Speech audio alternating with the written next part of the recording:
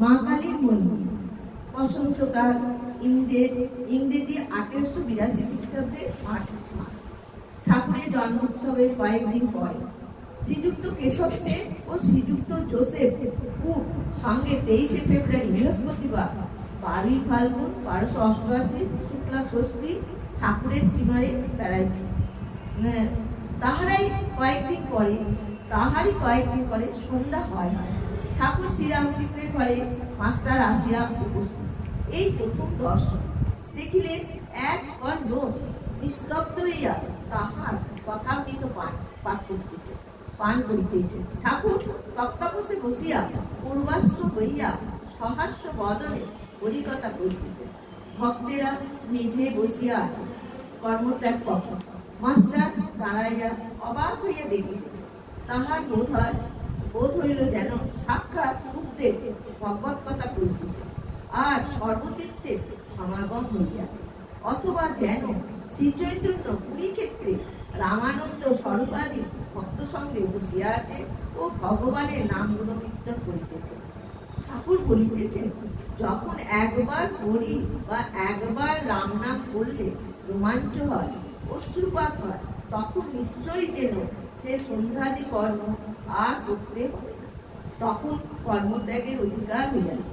কর্ম আপনা আপনি ত্যাগ হয়ে যাচ্ছে। তখন কেবল রাম নাম কি হরিনাম কি শুদ্ধ ওঙ্কার জপলেই হয়।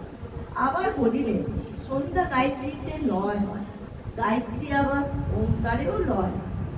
মাস্টার সিধুর সঙ্গে বরানগরে এ বাগান ও বাগান বেড়াইতে বেড়াইতে এখানে আসিয়া পড়িয়াছে।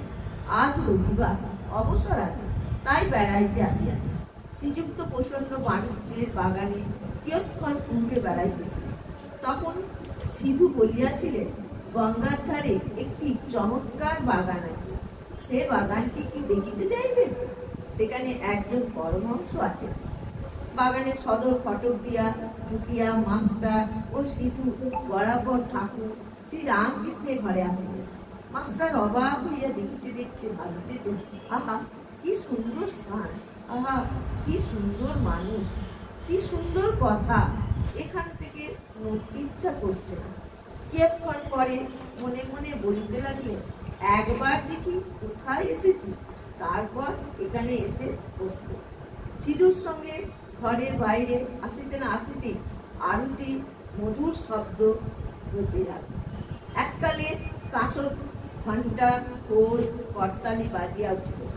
বাগানের দক্ষিণ সীমান্ত হইতে নহবতের মধুর শব্দ আসিতে লাগিল।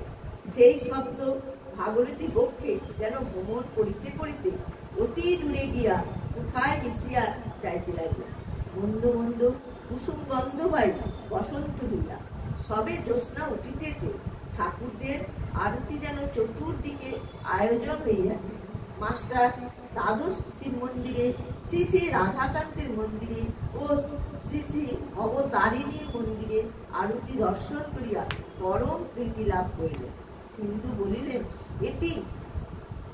এটি রাসমণির দেবালয়, এখানে নিত্য সেবা, অনেক অতিথি কাঙাল আসে। কথা কইতে কইতে অবতারিণী মন্দির হইতে বৃহৎ পাকা উঠানের মধ্য দিয়া পাদচারণ করিতে করিতে দুইজনে আবার ঠাকুর শ্রী রামকৃষ্ণের ঘরের সম্মুখে আসিয়া পড়িলেন এবং দেখিলেন ঘরের দ্বার দেওয়া হইল।